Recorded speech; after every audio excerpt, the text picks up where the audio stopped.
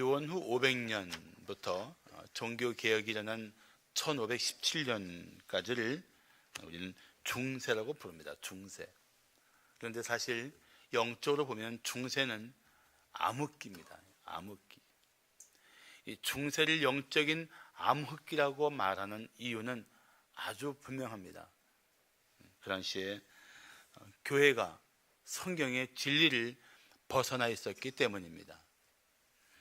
종교개혁자들이 로마 카톨릭 교회를 위해서 향해서 저항했던 이유는 로마 카톨릭 교회가 너무나도 성경의 진리에서 벗어나 있었기 때문입니다.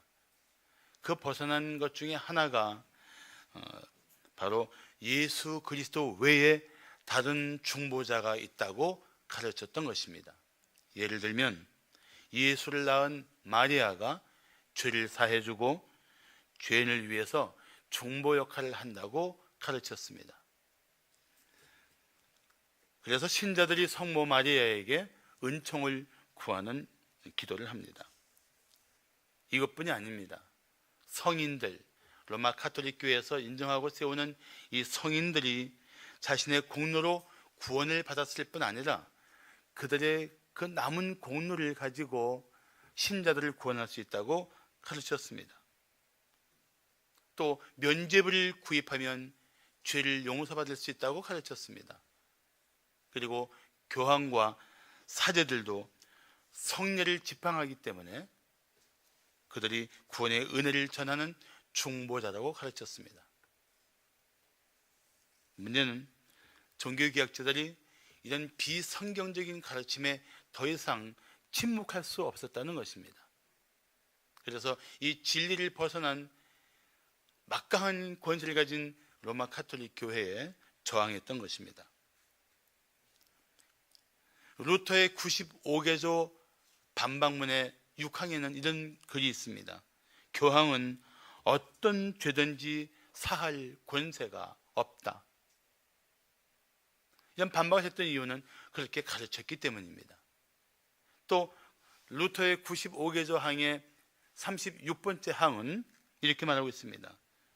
누구든지 진정으로 회개하면 면죄부 없이도 형벌과 죄책에서 완전히 사함을 받을 수 있다.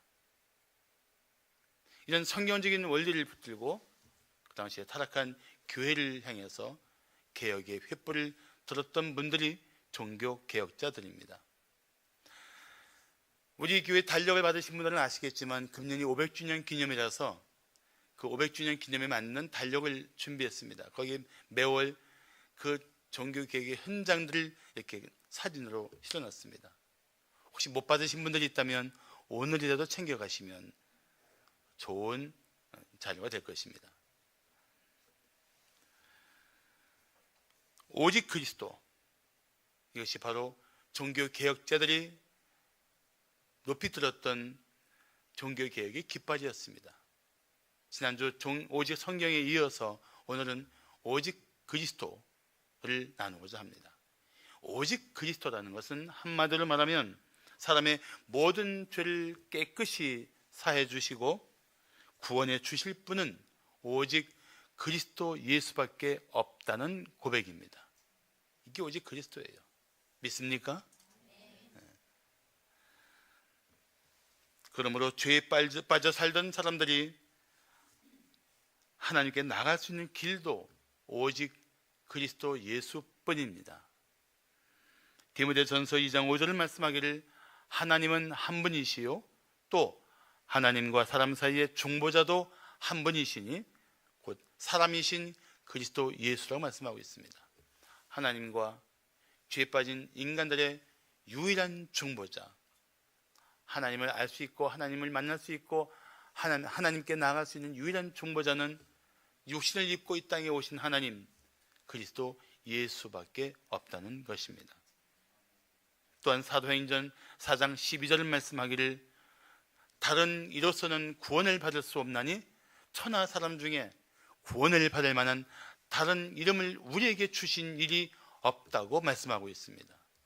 오직 예수 그리스도 한 분만이 구원의 이름이라는 것입니다. 정교다원주의 시대에 세상 사람들은 이렇게 말합니다. 산에 오를 수 있는 길이 여럿이 있듯이 다른 종교들도 신에게 나갈 수 있는 길이 아닌가. 그러나 산길을 잘못 들면 죽음의 자리가 되는 것처럼 길이 다 길이 아닌 것입니다. 그래서 예수님은 말씀하셨습니다. 내가 곧 길이요 진리요 생명이니 나를 말미암지 않고는 아버지께로 올 자가 없느니라. 예수님만이 구원의 길이시며 예수님만이 하나님께 나갈 수 있는 유일한 길인 것입니다. 사랑하는 성도 여러분, 오직 예수 그리스도만이 우리의 구원자이심을 믿어야 합니다. 결코 다른 이로서는 구원을 얻을 수가 없습니다. 예수 외에는 어떤 사람이나 어떤 방법이나 어떤 것도 죄에 빠진 인생을 죄와 사망에서 구원할 수가 없습니다. 이것이 성경에 계시된 진리요 우리가 믿는 도리인 것입니다. 자, 그렇다면 그리스도를 믿는 자들에게는 어떤 은혜가 나타났습니까? 첫째, 완전한 죄 사함이 이루어졌습니다. 그리스도를 믿는 자들에게는 완전한 죄 사함이 있단 말이죠. 여러분 혹시 보셨는지 모르겠는데 로버트 드 니로가 주연한 미션이라는 영화가 있었습니다. 그 영화 속에서 과거의 노예상이었던 주인공이 자신의 죄를 참회하면서 매우 무거운 짐을 자신의 몸에 묻고 산에 오르는 장면이 있습니다. 이것이 바로 로마 가톨릭 교회가 강조하는 속죄 행위입니다. 로마 가톨릭 교회가 주장하는 속죄 행위는 죄를 참회하기 위해서 자신의 몸을 혹사하거나 또는 제물을 바침으로 자신의 죄값을 치르게 한 행위입니다. 이 속죄 행위를 기초로 면죄부 제도가 생긴 것입니다. 면죄부는 죄가 사면된 것을 증명하는 문서로 죄를 범한 신자가 제물을 바치거나 선행을 하면은 받을 수 있는 것이었습니다. 그러나 성경 어디에도 속죄받기 위해서 속죄 행위를 하거나 면죄부를 사거나 하라고 가르치는 말씀은 전혀 없습니다. 사실 세상에 존재하는 모든 사람들은 죄인입니다. 하나님께서 그렇게 선포하셨습니다. 속죄 받아야 할 인생들이라는 뜻입니다. 오늘 본문 23절을 말씀하기를 모든 사람이 죄를 범하였음에 하나님의 영광에 이르지 못하였다고 말씀하고 있습니다. 이 말씀 앞에 우리는 두 반응을 보일 수 있습니다. 맞습니다. 주님, 저는 죄인입니다 하고 자신의 죄와 비참함을 깨닫고 하나님 앞에 무릎을 꿇는 것입니다. 그러나 어떤 사람들은 이 말을 듣고도 마음에 찔림이 없이 그냥 넘어가는 사람들이 있습니다. 그래서 저는 자신이 죄와 비참한 존재인지를 깨닫게 하는 것도 하나님의 역사라고 믿습니다. 성령이 그 빛을 비춰주어서 내 안이 얼마나 비참한 존재고 죄로 가득한 존재인지를 깨닫게 해야만 견딜 수 없어서 몸부림치며 십자가 앞에 무릎을 꿇게 된다는 것입니다. 그래서 성경은 분명히 말씀하십니다. 모든 사람이 죄를 범하였음에 하나님의 영광에 이르지 못하더니, 죄를 범한 인생들은 하나님의 영광에 이를 수가 없습니다. 그래서 결국 타락한 상태로 죄에 빠져 살게 됩니다. 그리고 타락한 육신의 생각대로 살려고 발버둥을 합니다. 로마서 8장 7절부터 8절을 말씀하기를 육신의 생각은 타락한 육신으로부터 나오는 생각, 이 죄악된 본성에서 나오는 이 생각들은 하나님과 원수가 되나니 이는 하나님의 법에 굴복하지 아니할 뿐 아니라 할 수도 없습니다. 육신에 있는 자들은 하나님을 기쁘시게 할 수 없다고 말씀합니다. 하나님이 없는 인생들, 예수를 통해서 하나님을 만나지 못한 사람들은 결국 그 삶 전체가, 그 마음과 생각의 뿌리가 하나님을 등지고 있고 하나님을 대적하고 있다는 것입니다. 그러니까 하나님의 법에 굴복할 수도 없고 하지도 않고 하나님을 기쁘게 할 수도 없고 기쁘게 하려고 하지도 않는다는 것입니다. 왜 예수를 만나면, 예수를 마음에 영접하면 어떤 변화가 일어납니까? 하나님의 말씀대로 살려고 하는 거룩한 갈등이 시작됩니다.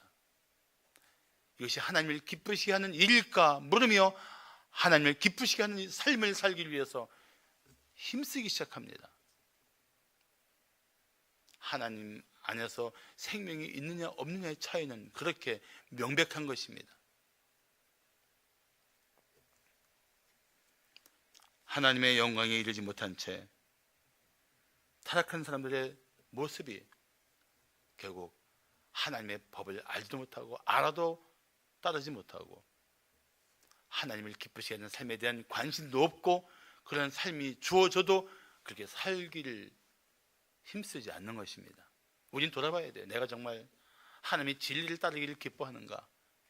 내가 진실로 하나님을 기쁘시게 하고 싶은 거룩한 열망이 있는가? 스스로 물어야 할 것입니다. 그리고 분명하게 대답할 수 있어야 할 것입니다. 오늘 그런 인생들에게, 하나님을 기쁘시게 할 수 없이 죄에 빠져 살던 인생들에게 놀라운 은혜가 나타났습니다. 24절은 말씀하기를 그리스도 예수 안에 있는 속량으로 말미암아 하나님의 은혜로 값없이 의롭다 하심을 얻은 자 되었다고 말씀합니다. 예수 그리스도 안에 있는 속량, 이 속량이란 말은 값을 주고 죄 사왔다는 뜻입니다. 어떤 소년이 나무를 예쁘게 깎아서 배 모양을 만들고 구멍을 파서 나무 돛대를 꽂고 돛을 달아서 이제 가까운 개울에 나가서 배를 띄웠습니다. 얼마나 잘 배가 나가는지 신기해서 그 물길 따라 뛰어가는데 어느 순간 갑자기 물살이 빨라지면서 그 배를 잃어버렸어요. 그러던 어느 날 시내에 나갔다가 동네 장난감 가게에 진열되어 있는 자기가 만든 배를 봤습니다. 들어갔어요. 가게 주인에게 말했습니다. 아저씨, 이거 내가 만든 배예요. 내 거예요. 주인이 내줄 리가 없죠. 결국 그 아이는 집에 가서 자기 저금통을 털고 부모의 도움을 받아서 가서 그 배를 사가지고 옵니다. 그 배를 가슴에 안고 말합니다. 이젠 너는 다시 내 것이 되었어. 그게 속량이에요. 죄에 빠져서 사탄의 권세에 사로잡혀 있던 우리를 예수 그리스도의 보혈로 값을 치르고 되사오시면서 하나님은 말씀하십니다. 이젠 너는 영원한 내 자녀야. 이제 너는 영원한 내 백성이야. 이게 속량이에요. 속량. 이 속량으로 말미암아 우리에게는 영원한 죄에서의 자유와 죄사함의 은혜를 누리게 된 것입니다. 그래서 에베소서 1장 7절을 말씀하기를 우리는 그리스도 안에서 그의 은혜의 풍성함을 따라 그의 피로 말미암아 십자에서 흘리신 예수 그리스도의 보혈로 말미암아 속량 곧 죄사함을 받았느니라라고 완료형으로 말씀하고 있는 거예요. 오직 그리스도의 보혈로 죄값을 치르고 우리를 다시 사서 가슴에 품으신 하나님은 우리 죄를 깨끗이 씻어주시고 전혀 새로운 피조물, 전혀 새로운 존재로 우리를 맞아주신 것입니다. 할렐루야. 그리스도를 믿는 성도들에게 그 은혜가 나타났다는 것입니다. 사랑하는 성도 여러분, 기뻐하십시오. 예수 그리스도를 믿는 성도에게는 완전하고도 영원한 죄사함이 이루어졌습니다. 지나간 죄를 자백했다면 십자가의 보혈로 깨끗이 씻어진 것을 믿으십시오. 우리가 연약하여 우리가 날마다 짓는 죄조차도 하나님은 기꺼이 용서하신다는 사실을 믿으십시오. 그러므로 우리가 그 죄를 자백하기만 하면 하나님은 그 즉시 보혈의 권세 아래에서 우리를 깨끗이 씻어주시고 우리 죄를 기억조차 하지 않으실 것입니다. 그리고 이후에라도 우리 죄를 짓더라도 하나님은 용서를 준비를 하고 우리를 기다리고 계신다는 사실을 믿으십시오. 그렇게 십자가의 보혈은 우리의 과거의 죄와 현재의 죄와 미래의 죄를 다 씻어주신 권능이 있는 것입니다. 그리스도를 믿는 자들에게는 완전하고도 영원한 죄사함이 이루어졌습니다. 할렐루야. 세상 사람들은 이렇게 조롱합니다. 예수 믿는 사람들은 좋겠다. 죄를 지어도 되겠다. 주일날 가서 사죄하면 되니까. 이런 조롱을 듣지 않도록 우리는 살아야 합니다. 그러나 분명한 것은 하나님은 우리가 어떤 죄를 짓더라도 기꺼이 용서하신다는 사실입니다. 그 은혜가 십자가의 예수 안에서 우리에게 이루어진 것입니다. 그러므로 우리는 그 은혜를 입은 자답게 죄를 미워하고 죄와 치열하게 싸워야 합니다. 로마서 6장 1절과 2절을 말씀하기를 그런즉 우리가 무슨 말을 하리요? 은혜를 더하게 하려고 죄에 거하겠느냐? 그럴 수 없느니라. 죄에 대하여 죽은 우리가 어찌 그 가운데도 살리요? 이것이 우리의 고백인 것입니다. 우리가 예수 그리스도 안에서 은혜를 입고 구원받았는데 우리 죄를 씻어주셨는데 다시 그 더럽고 추한 죄 가운데 머물러 있을 수 없다는 결단, 그리고 어떤 죄든지 우리 마음과 생각 가운데 끼어들고 우리 마음을 혼란스럽게 하면 그 죄를 십자가 앞에서 자백함으로 그 죄로부터 다시 깨끗게 되는 이 은혜를 사모하는 심령, 그것이 구원받은 성도들이 살아가는 방식인 것입니다. 그리스도의 보혈을 의지해서 죄와 맞서 싸우십시오. 보혈의 권능으로 우리는 마침내 죄를 이겨낼 것입니다. 그리고 우리를 승리케 하신 예수 그리스도를 찬양하게 될 것입니다. 할렐루야. 자, 그리스도를 믿는 자에게 어떤 은혜가 나타났습니까? 둘째, 놀라운 화목함이 이루어졌습니다. 놀라운 화목함. 지난주에 말씀드렸죠. 이 종교계에게 이 새 인물을 기억하라고. 처음에 부싯돌로 불꽃을 만든 사람이 영국의 존 위클리프고, 그 뒤를 이어서 그 불꽃에 점화한 분이 체코의 얀 후스고, 그 불을 들어 횃불을 만들어 높이 들었던 분이 독일의 마틴 루터라고 말씀드렸죠.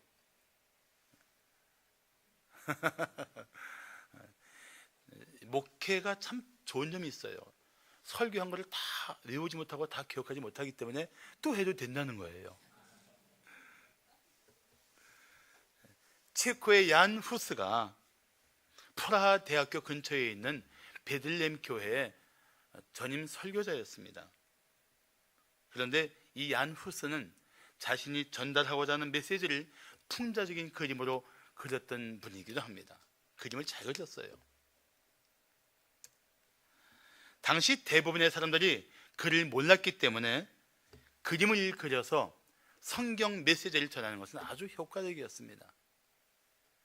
예를 들면 그리스도와 교황을 비교해서 그렸는데, 그리스도는 맨발로 걸어오는 모습을 그렸고 교황은 말을 타고 거만하게 나타나는 그림을 그린다든지, 그리스도는 몸을 굽혀 제자들의 발을 씻어주는 장면을 그리는가 하면 교황은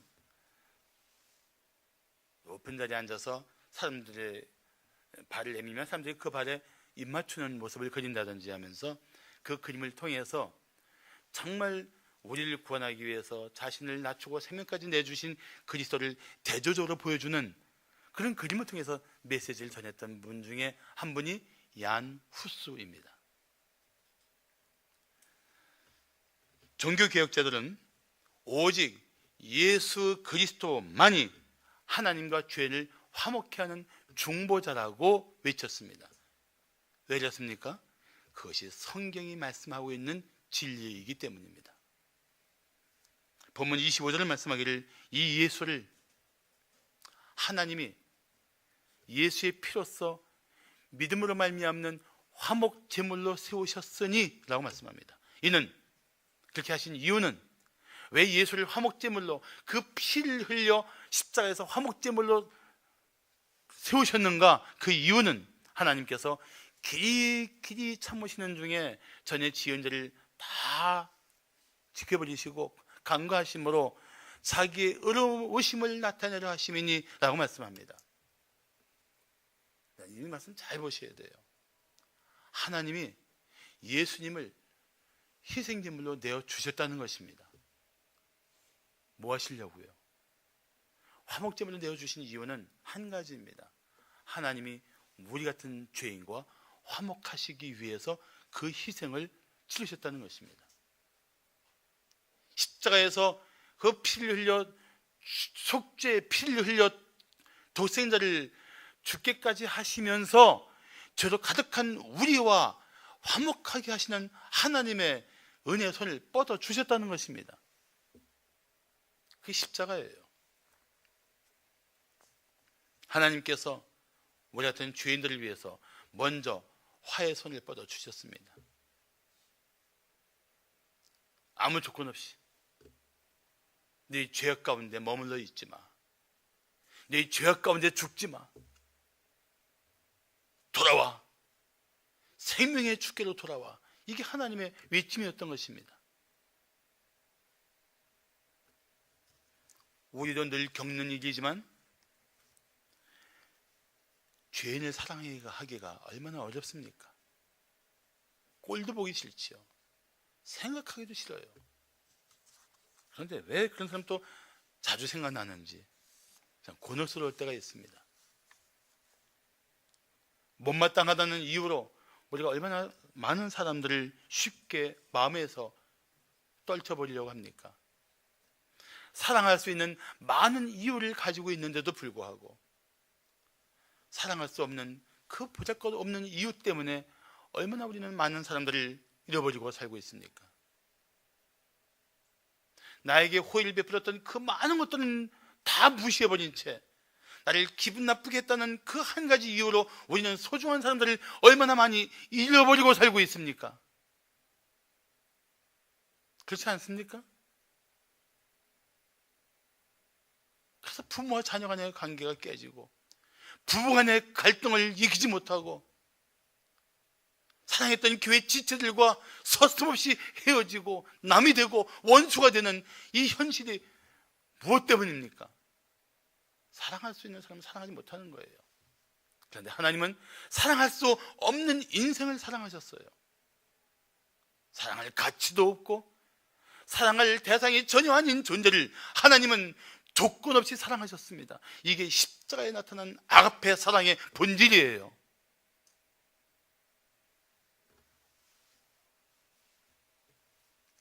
도저히 이해할 수 없는 사랑입니다. 도저히 헤아릴 수 없는 사랑이에요. 아무리 머리로 하나도 가슴으로 정말 절절히 느껴지지 못할 만큼 큰 사랑입니다. 우리가 그 사랑을 받은 거예요.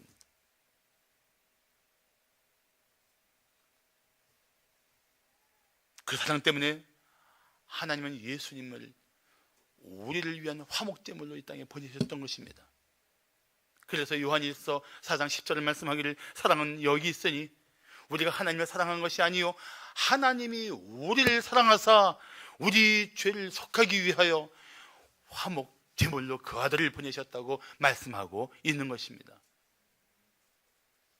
내가 너희를 이렇게 사랑해. 이 희생을 통해서라도 너희와 화목하기를 원해. 내 자식을, 내 하나밖에 없는 독생자를 제물로 내어주면서까지 너희와 화목하기를 원해. 이게 하나님의 사랑이었고 이것이 하나님의 심정이었던 것입니다. 그리스도를 믿는 자들에게는 이 화목제물 지신 예수로 말미암아 하나님과 화목하게 되는 은혜가 나타난 줄로 믿으십시오.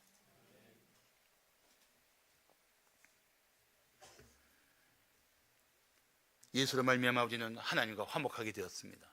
더 이상 하나님은 우리를 심판하시는 무시무시한 심판자가 아니라 우리의 모든 것을 아시면서도 우리를 사랑으로 품어주시는 아버지가 되신 것입니다. 그뿐 아니라 우리는 이 세상에서 화목하게 하는 존재로 살게 되었습니다. 그래서 고린도 후서 5장 18절을 말씀하기를 모든 것이 하나님께로서 났으며 하나님께서 그리스도를 말미암아 우리를 자기와 화목하게 하시고 또 우리에게 화목하게 하는 직분을 주셨다고 말씀합니다. 그리스도의 보혈로 말미암아 하나님은 우리와 화목하게 되었고 하나님은 또 우리에게 화목하게 하는 직분을 주셨어요. 그 직분이 무엇입니까? 죄에 빠진 채 하나님과 원수가 된 삶을 살고 있는 다른 이웃들을 하나님께로 돌이켜 화목하게 하는 직분, 그것이 우리 그리스도인에게 주어진 거룩한 직분인 것입니다. 이 직분을 이루기 위해서 우리가 힘써야 할 일이 바로 복음을 전하는 것입니다. 예수를 믿게 하는 것입니다. 예수를 믿으면 어떤 죄인이든지 그 삶 가운데 하나님을 두려워할 수밖에 없는 어떤 인생이든지 하나님과 화목하게 되고 새로운 관계 속에 살아가게 될 것입니다. 우리는 스스로 물어야 합니다. 나는 과연 하나님과 진실로 화목한 관계를 누리고 있는가? 그리고 또 하나 더 물어야 할 것입니다. 나는 이웃이 하나님과 화목한 관계가 되도록 힘쓰고 있는가? 여러분의 대답은 무엇입니까? 당신의 대답은 무엇입니까? 사랑하는 성도 여러분, 우리는 정말 놀라운 하나님의 사랑을 받았습니다. 우리를 기꺼이 구원하신 것도 사랑 때문이었고 우리를 화목하게 받아주신 것도 사랑 때문이었습니다. 그렇다면 우리는 불화와 적대적인 감정으로 상처를 주고받는 이웃들을 화목케 하시는 예수님께 모시고 나와야 합니다. 아니, 나조차도 그런 새로운 관계 속에서 깨어진 관계 속에서 아파하고 힘겨워하고 있다면 다시 십자가 앞으로 나와야 합니다. 하나님과 화목하게 하기 위하여 자신을 내어주신 십자가 밑에서 하나님과도 관계가 회복이 되고 이웃과의 관계도 회복되는 은혜를 우리는 누려야 할 것입니다. 우리를 화목하게 하실 분은 오직 한 분, 그리스도이십니다. 마지막으로 그리스도를 믿는 자에게 어떤 은혜가 나타났습니까? 셋째, 진정한 의인으로 인정되었습니다.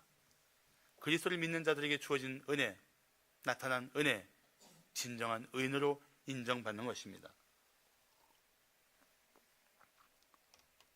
로마 가톨릭 교회는 속죄 행위를 해도 자신의 죄를 씻기에 부족하다고 생각하는 신자들에게 성인들의 공로가, 그들이 구원받고 남은 공로가 신자들의 죄를 해결해 준다고 가르쳤습니다. 그래서 성자 이름을 불러가며 자기 죄를 사해달라고 기도했던 것입니다. 그래서 성인 숭배 사상이 로마 가톨릭 교회, 오늘의 천주교회에 정착된 것입니다. 그런데 이 성인 숭배 사상의 최정점은 마리아 숭배 사상입니다. 그래서 그들의 3대 절기 중에 하나가, 천주교의 3대 절기 중에 하나가 마리아 승천일이에요.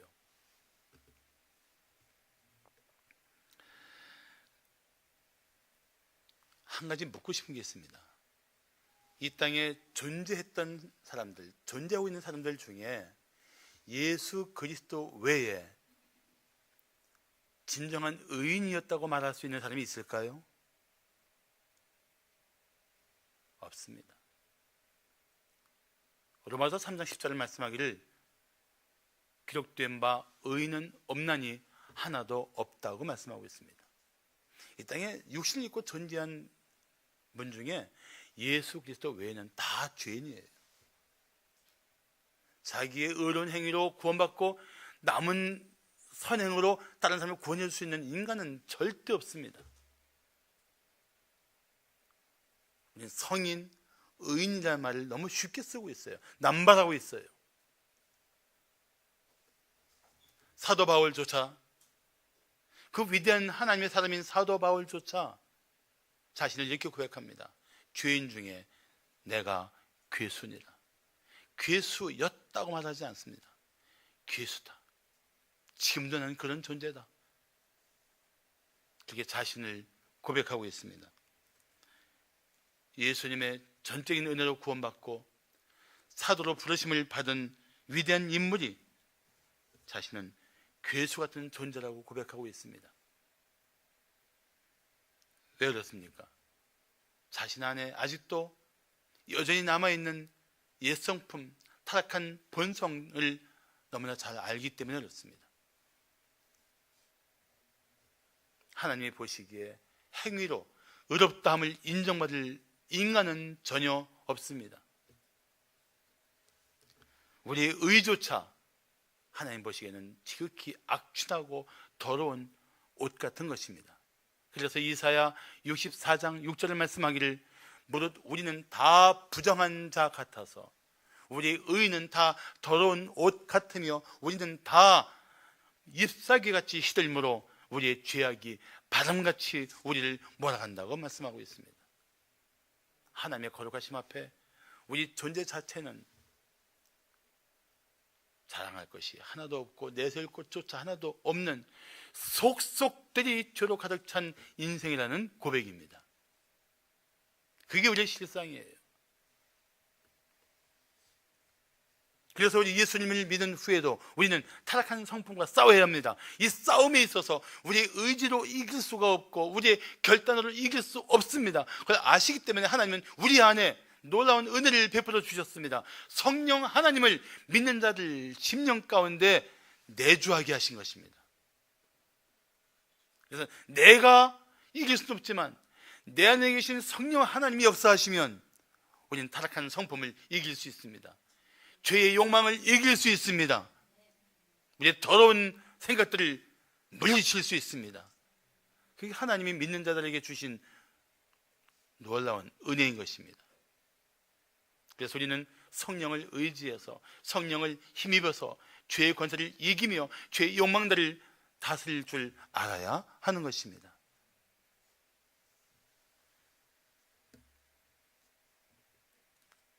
그런데 오늘 26절은 이렇게 말씀합니다. 곧 이때에 자기의 의로우심을 나타내서 자기도 의로우시며 하나님도 의로우시며 또한 예수를 믿는 자를 의롭다 하려 하십니다. 사랑하는 성도 여러분, 하나님은 십자가에서 당신의 사랑을 나타내 주셨습니다. 독생자를 내어 주시면서까지 믿는 자를 구원하시는 하나님의 사랑 말입니다. 그리고 십자가에서 하나님은 당신의 공의를 나타내셨습니다. 죄인을 반드시 형벌하시는 하나님의 공의를 나타내셨습니다. 그래서 예수님이 온 인류의 죄를 그 죄짐을 지시고 하나님의 형벌을 받는 대상이 되신 것입니다. 십자가에서 하나님은 당신의 사랑과 의를 온전히 이루시고 만족하셨습니다. 그래서 믿는 자를 누구나 구원해 주실 뿐 아니라 하나님은 놀랍게도 당신이 의로우신 것처럼 예수를 믿는 자들을 의롭다고 인정하시고 있는 것입니다. 이것이 십자가에서 나타난 은혜인 것입니다. 그래서 로마서 5장 1절을 말씀하기를 그러므로 우리가 믿음으로 의롭다 하심을 받았으니 우리 주 예수 그리스도로 말미암아 하나님과 화평을 누리자라고 말씀합니다. 믿음으로 의롭다 하심을 얻었다. 이것을 우리는 이신득의, 이 신 믿음으로 득 얻었다. 의로움을 얻었다. 이신 득의 또는 믿음으로 의롭다고 칭함을 받는다 해서 이신 칭의라고 말합니다. 이것이 로마서 5장 1절을 네 글자로 만든 거예요. 종교 개혁자들이 기뻐했던 외침입니다. 믿음으로 의롭다 하심을 받는다. 믿음으로 우리는 의로운 자가 된다. 행위가 절대 아니에요. 오직 한 분 예수 그리스도를 믿음으로만 우리는 하나님 앞에 의롭다고 인정을 받을 수가 있습니다. 왜 그렇습니까? 예수님이 우리를 죄에서 구속하기 위하여 희생의 피를 흘리셨고 그 피를 통하여 하나님이 우리를 보실 때는 우리 죄가 다 씻어진 존재로 보시기 때문에 의롭다고 인정하시는 거예요. 그러니까 예수 그리스도 안에 있기 때문에 의로운 자로 인정해 주시는 거예요. 구원받는 말장난 하죠. 당신이 의롭습니까? 죄인입니까? 그 죄인이라고 하면 당신이 구원받았는데 왜 죄인이라고 말합니까? 하고 우리가 받은 구원을 의심하게 만듭니다. 저는 한마디로 말하면 우리는 하나님이 인정하신 의인이지만 여전히 우리 안에 있는 죄의 성품과 싸우는 의인이라고 말하는 것이 제일 합당하다고 생각합니다. 하나님이 인정하신 의인이지만 이 땅에 존재하는 동안 여전히 내 안에 있는 죄의 성품과 싸워야 하는 의인, 그것이 우리 실제예요. 그러나 우리는 분명히 믿습니다. 내 모든 죄는 십자가 안에서 다 해결되었다, 용서되었다, 씻어졌다. 할렐루야. 그 믿음을 가지고 우리 이제 의인답게 살아야 될 새 생명이 된 것입니다.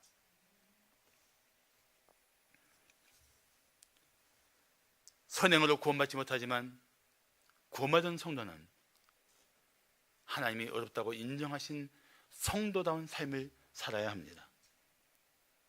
로마서 6장 12절과 13절을 말씀하기를 그러므로 너희는 죄가 너희 죽을 몸을 지배하지 못하게 하여 몸의 사욕에 순종하지 말고 또한 너희 지체를 불의의 무기로 죄에게 내주지 말고 오직 너희 자신을 죽은 자 가운데서 다시 살아난 자같이 하나님께 드리며 너희 지체를 의의 무기로 하나님께 드리라고 말씀하고 있습니다. 우리는 죄의 지배를 받지 말아야 합니다. 이 타락한 육신의 더러운 욕망을 따라 살지 말아야 합니다. 새로운 존재가 되었고 이제 하나님 앞에 드려진 존재요, 불의의 무기였던 우리가 의의 무기로 하나님의 손에 붙들려 쓰임 받아야 할 존재가 된 것입니다. 이제 우리는 하나님의 사람답게 그 은혜를 입은 성도답게 하나님의 그 놀라운 손에 붙들린 하나님의 백성답게 살기를 힘써야 할 것입니다.